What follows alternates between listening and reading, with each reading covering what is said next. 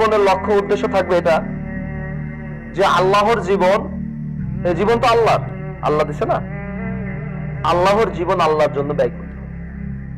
সুখ শান্তি সবকিছু আল্লাহ থেকে আসবে, এটার জন্য সবর করতে হবে, ধৈর্য ধারণ করতে হবে।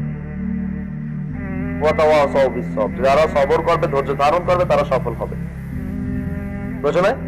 এই জন্য ধৈর্য ধারণ করতে হবে, সবর করতে হবে এবং ভদ্র হতে হবে। ধৈর্য ধারণ করা মানে কি? ভদ্র হওয়া। আমরা বিনয়ী হইতে পারি না। আমরা করি কি যে দু চারজন এক জায়গায় বসে আছি বা একজনে আসি এক জায়গায় বা যে কোনো একটা কাজে আসি, তো একজন দুর্বল বা একজন একটু ভুল করতেছে, তাকে আমরা খুব ভাবে শাসন করে থাকি। কি করে থাকি? শাসন করে থাকি। এই জন্য আমাদের এটা করা যাবে না। বিনয় হইতে হবে। মানুষের সাথে কি হইতে হবে? বিনয় হইতে হবে। মানুষের সাথে কখনো উগ্র মেজাজ, হিংস্র মেজাজে কথা বলা যাবে না। এবং কথা খুব কম বলতে হবে। বলতে হবে কতটুক? যতটুকু আমার প্রয়োজন বলা, যতটুক বলা প্রয়োজন ঠিক ততটুকুই বলতে হবে, এর বেশি কথা বলা যাবে না। দম্ভ, অহংকার, গাম্ভীর্যতা নিয়ে দুনিয়ার এই জমিন দিয়ে চলা যাবে না। বোঝা গেছে? অহংকার নিয়ে, অহংকার ভরা, গৌরব ভরা মন নিয়ে এই জমিনের উপর চলা যাবে না। তোমারও হতে পারে টাকা আছে, পয়সা আছে, বিনয়ী হয়ে থাকবা। মরে গেলে টাকা পয়সা কেউ সাথে নিয়ে গেছে, কত কোটি কোটি টাকার মালিক। এই যে হাজী সাহেব কত কোটি টাকার মালিক না, মরে গেছে, 1 টাকাও তারা দিছে। ওই যে কবরটা, হাজী সাহেবের কবর দেখছেন আপনারা সবাই? ওই যে ওইখানে কবরটা, তাই না? ছেলে মেয়েরা এখনো ব্যবসা বাণিজ্য করতেছে, কত দোকান পাশার, কিন্তু যে তারা কি দেয় কিছু? তার তো তাই, ওই যা আছে তাই নিয়ে গেছে। কি আছে? শূন্য পকেট। আমল, আমল যদি করতে পারে আমল। আর পকেট কি? পকেট আছে। এই কাফনের কি পকেট থাকে নাকি? কতজনের কাফনও হয় না। নদীতে যারা ডুবে মারা যায় তাদের কি পাওয়া যায়? আর খুঁজে না পারলে তো ভাসে গেল, তিমি মাছে খেয়ে ফেলে দিল, বিভিন্ন সামুদ্রিক মাছে তাদেরকে খেয়ে ফেলে দেয়, তাই না? পাওয়া যায় না তাদেরকে আর খুঁজে। তো এই হলো জীবন। এই জন্য জীবনে কখনো দম্ভ অহংকার নিয়ে চলা যাবে না। কি করা যাবে না? দম্ভ অহংকার নিয়ে চলা যাবে না। বিনয়ের সাথে চলতে হবে। কিসের সাথে? বিনয়ের সাথে চলতে হবে। মানুষের সাথে কখনো হিংস্র মিজাজে কথা বলা যাবে না। নামাজ পড়তে হবে, ভদ্রতা আদবের সাথে জীবন যাপন করতে হবে, সবরের জিন্দেগি গঠন করতে হবে। সবর, ধৈর্য। যাই হোক, জীবনে যত বড় ঝুঁকি আসুক, যত বড় সমস্যা আসুক না কেন, 1 নাম্বার আমাদের মূল টার্গেট থাকবে কি? ধৈর্য। যাই আসুক না কেন, আল্লাহর উপর সবর করে থাকবো। তাওয়াক্কালতু আলাল্লাহ, আল্লাহর উপর সবর করে থাকবো। কি? আল্লাহর উপর কি করে থাকবো? সবর করে থাকবো।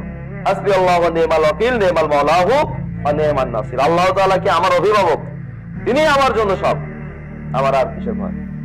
এই জন্য সর্ব অবস্থায় ধৈর্য ধারণ করতে হবে, বিনয়ের সাথে চলতে হবে, সকলের সাথে আদব রক্ষা করে চলতে হবে। উস্তাদদের সাথে, বন্ধুদের সাথে, প্রতিবেশীর সাথে, বড়দের সাথে, ছোটদের সাথে, সবার সাথে বিনয় আদবের সাথে চলতে হবে। পারা যাবে না ইনশাআল্লাহ? তাহলে জিন্দেগির সফলতা আসবে। নতবা টাকা পয়সা সবকিছু তো মানুষের, কত টাকাওয়ালা মানুষ না খেয়ে এখন হাসপাতালে বেডে পড়ে আছে, কোনো কিছু খাইতে পারে না। হাজার হাজার কোটি টাকা নষ্ট করতেছে, কিন্তু যে খাওয়া হচ্ছে না, কারণ নিষেধাজ্ঞা, খাইতে পারে না, কিছু যায় না ভিতরে। কে নষ্ট করে দিছে? আল্লাহ নষ্ট করে দিছে। তো খাওয়ানোর মালিক আল্লাহ, না খাওয়াই রাখার মালিকও আল্লাহ। পয়সা থাকলে যে সে খাবে পেট ভরে, এরকম কোনো কথা না। যারা পয়সা নাই, একদম ফকির, জুমা খাওয়া খায়, আর পয়সাওয়ালা কোটি কোটি টাকার মালিক, আল্লাহ তাআলা তাদেরকে খাইতে দেয় না। ডাক্তারের নিষেধাজ্ঞা দিয়ে দিচ্ছে, এটা খাবেন না, ওইটা খাবেন না, খাবেন না, তেন খাবেন না। কি খাবেন? খালি ফাইভে গোটা খাবেন আর নুনের জাউ খাবেন, আছে না?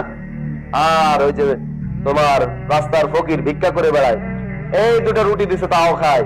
হ্যাঁ, যে হালে যা পাই খাইতেই খায়, কোনো নিষেধাজ্ঞা নাই তার জন্য। খাওয়ানোর মালিক কে? পয়সা থাকলে যে আমি খাইতে পারবো এরকম কিছু না, পয়সা না থাকলে যে আমি না খেয়ে থাকবো এরকম কিছু না।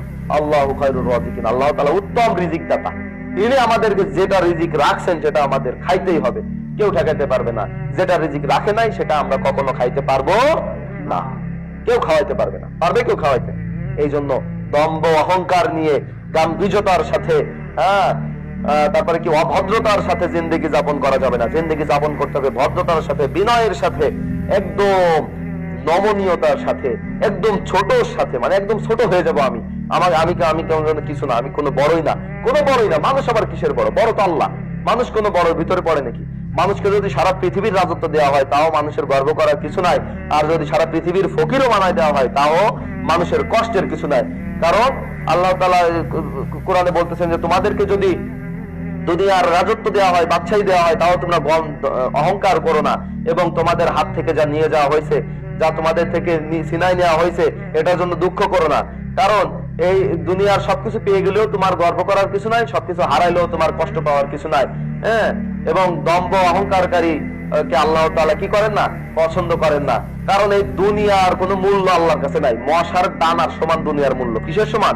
মশার ডানার সমান। নবীজি সাল্লাল্লাহু আলাইহি ওয়াসাল্লাম বলেন যে আল্লাহ তাআলাকে যদি দুনিয়াকে মূল্যায়ন করতে দেওয়া হয়, তাহলে আল্লাহ পাক রব্বুল আলামিন এই দুনিয়ার মূল্যকে মশার ডানার মতো। কিসের মতো? মশার ডানার যে মূল্য, এটা থেকে কম মূল্য আল্লাহর কাছে দুনিয়া। দুনিয়ার কোনো মূল্য আছে নাকি? এটার জন্য কোনো সময় দম্ভ অহংকার করা যাবে